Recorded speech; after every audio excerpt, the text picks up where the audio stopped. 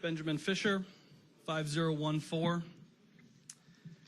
I'm not here to debate whether or not we should or should not allow gay marriage. You guys have had countless testimony in that regard. I am here to say, though, that I am against this bill. As an attorney, I think that it is hastily drafted, poorly worded, and perniciously ambiguous or silent on some really important issues.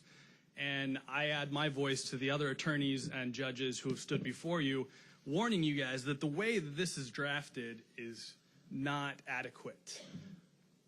I realize that this is a difficult issue. I realize that you're trying to balance competing interests. And the cynic will say, you know, no matter what we draft, it's never going to be perfect, so we might as well just pass this one because it's here in front of us. But I think the people of Hawaii deserve better than that. I'm not quite so cynical yet that I think you're incapable of drafting a bill that adequately protects all parties. I think that you guys have that ability.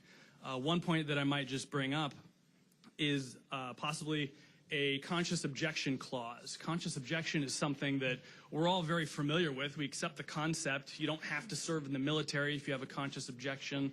Certain doctors don't have to perform abortions. There was a case out of the federal district last year, Storman Inc. v. Selecki, which kind of touched on this issue. It's kind of an analogous issue, I think, and I'm happy to take questions about that at the end.